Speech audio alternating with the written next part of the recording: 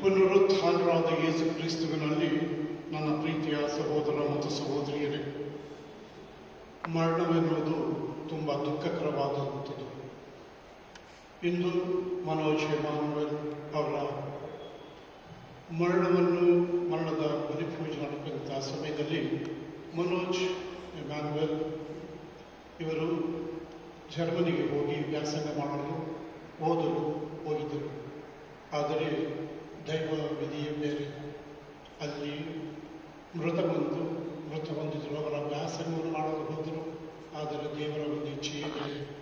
ಇದನ್ನು ಸಹಿಸಿಕೊಳ್ಳಲು ಅವರ ತಂದೆ ತಾಯಿಗಳಿಗೆ ಬೇಕಾಗಿ ಸುನಿತ ಮತ್ತು ರಾಬರ್ಟ್ ಅವರ ಬಂಧು ಮಿತ್ರರಿಗೆ ದೇವರು ಅವರಿಗೆ ಬೇಕಾದಂಥ ಶಕ್ತಿ, ದೇವರ ವಾಕ್ಯವೇ ಶಕ್ತಿಯನ್ನು ನೀಡಬೇಕು. ಏಕೆಂದರೆ ದೇವರ ವಾಕ್ಯವೇ ನಮ್ಮ ಜೀವನದಲ್ಲಿ ಆಧಾರ, ನಮ್ಮ ಜೀವನದಲ್ಲಿ ಧೈರ್ಯವನ್ನು ಕೊಡುವಂಥ ದೈವ ವಾಕ್ಯ. ಇಂಥ ಸಮಯದಲ್ಲಿ ಮನೋಜ್ ಎಮಾನುವೆಲ್ ಆತ್ಮಶಾಂತಿಗೆ ಕ್ರಾಂತಿಗಾಗಿ ಪ್ರಾರ್ಥನೆ ಮಾಡುವಂಥ ಸಮಯದಲ್ಲಿ ಇಲ್ಲಿರುವ ಮುಖ್ಯವಾಗಿ ಅವರ ತಂದೆ ತಾಯಿಗಳು, ಬಂಧು ಮಿತ್ರರು, ನೆಂಟರಿಸಿರುವುದು, ಇಂದು ಅವರ ಅಗಲಿಕೆಯನ್ನು ನೋವಿನಿಂದ ಬಂದಿರುವಂಥ ಪ್ರತಿಯೊಬ್ಬರಿಗೂ ದೇವರು ಬೇಕಾದಂಥವರು ಧೈರ್ಯ ಶಕ್ತಿಯನ್ನು ಕೊಡಲೆಂದು ಈ ದಿವ್ಯ ಬಲಿ ಪೂಜನೆ ಭಕ್ತಿ ವಿಶ್ವಾಸದ ಪ್ರಾರ್ಥನೆ ಮಾಡೋಣ. ಈ ದಿವ್ಯ ಬಲಿ ಪೂಜನೆ ಅರ್ಪಿಸಲು ಯೋಗ್ಯರಾಗುವಂತೆ ಮಾಡಿದ ತಪ್ಪುಗಳು ಕೊಟ್ಟು ದೇವರಿಗೆ ಕ್ಷಮಾಪಣೆ ಕೇಳೋಣ. ಸರ್ವಶಕ್ತ ದೇವರಿಗೂ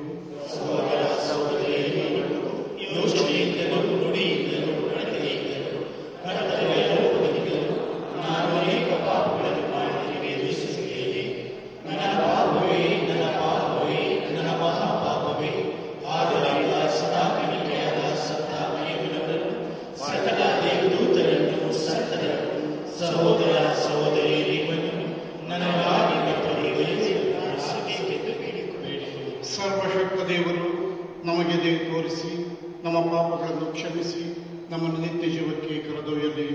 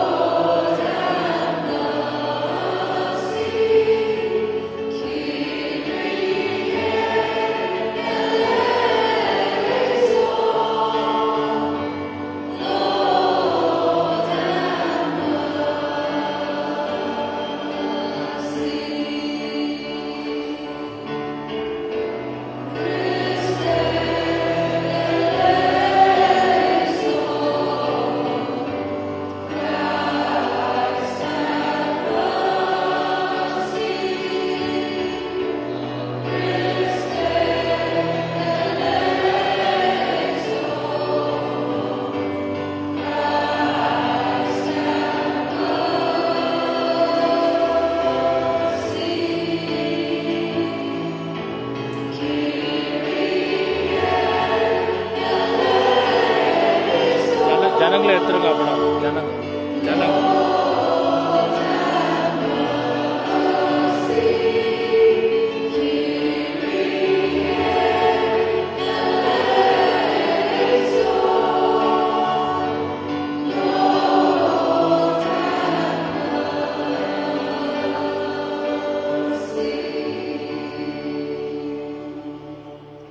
ಪ್ರಾರ್ಥಿಸೋಣ.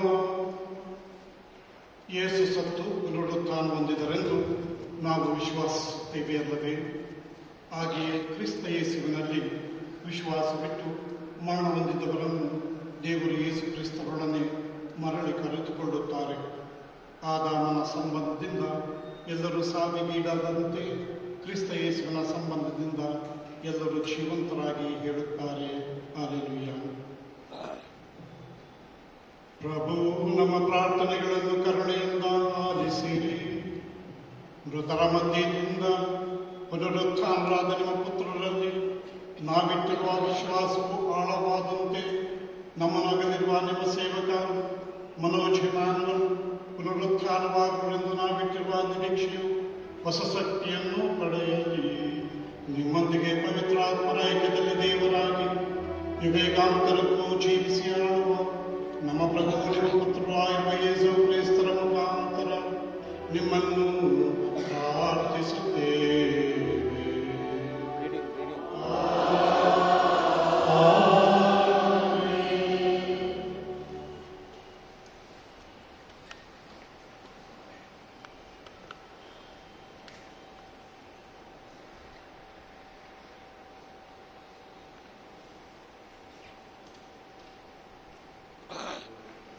ಸಂತ ಪೌಲನು ಥೆಸಲೋನಿಕದವರಿಗೆ ಬರೆದ ಮೊದಲನೇ ಪತ್ರದಿಂದ ವಾಚನ.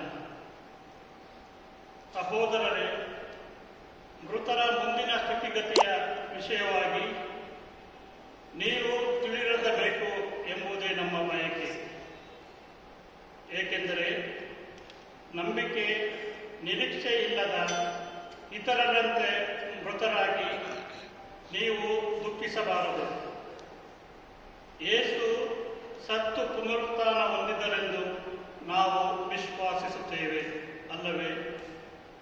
ಹಾಗೆಯೇ ಕ್ರಿಸ್ತ ಯೇಸುವಿನಲ್ಲಿ ವಿಶ್ವಾಸವಿಟ್ಟು ಮರಣ ಹೊಂದಿದವರನ್ನು ದೇವರು ಯೇಸು ಕ್ರಿಸ್ತರೊಡನೆ ಮರಳಿ ಕರೆದುಕೊಳ್ಳುತ್ತಾರೆ. ಪ್ರಭುವಿನ ವಾಕ್ಯದ ಆಧಾರದ ಮೇಲೆ ನಾವು ನಿಮಗೆ ಹೇಳುತ್ತೇವೆ, ಪ್ರಭು ಪುನರಾಗಮಿಸುವಾಗ ಇನ್ನೂ ಬದುಕಿರುವ ನಾವು ಮೃತರಾಗಿರುವ ಇತರರಿಗಿಂತಲೂ ಮುಂದಿನರಾಗುವುದಿಲ್ಲ. ಆಜ್ಞಾಘೋಷವಾದಾಗ ಪ್ರಧಾನ ದೂತನ ಧ್ವನಿಯು ಕೇಳಿಬಂದಾಗ ದೇವರ ತುತ್ತೂರಿ ನಾದಗೈದಾಗ ಪ್ರಭುವೇ ಸ್ವರ್ಗದಿಂದ ಇಳಿದು ಬರುತ್ತಾರೆ. ಆಗ ಕ್ರಿಸ್ತರಾಗಿ ಮೃತರಾದವರು ಮೊದಲು ಎದ್ದು ಬರುತ್ತಾರೆ.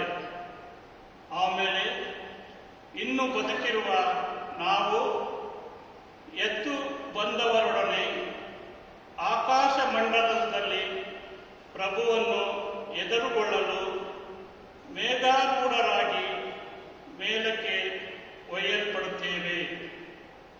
ಹೀಗೆ ಸರ್ವದಾ ನಾವು ಪ್ರಭುವಿನೊಂದಿಗೆ ಇರುತ್ತೇವೆ. ಆದುದರಿಂದ ಈ ಮಾತುಗಳಿಂದ ಒಬ್ಬರನ್ನೊಬ್ಬರು ಸಂತೈಸಿಕೊಳ್ಳಿ. ಪ್ರಭುವಿನ ವಾಕ್ಯವಿದು.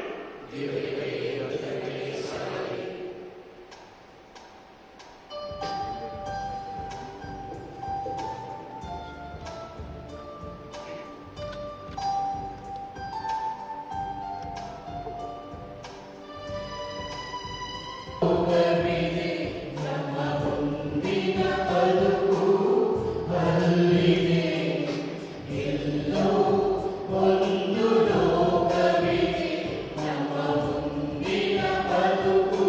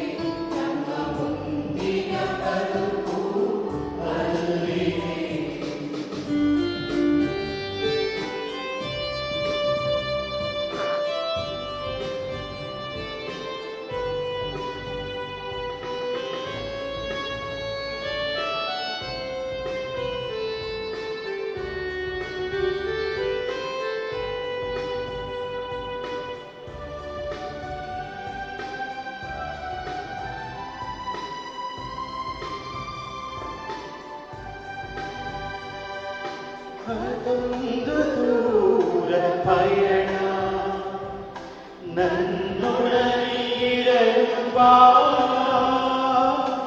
ಅದೊಂದು ಕತ್ತಲ ದಾರಿ ಸ್ಪರ್ಶಕ್ಕೆ ಹತ್ತಿರ ಬಾ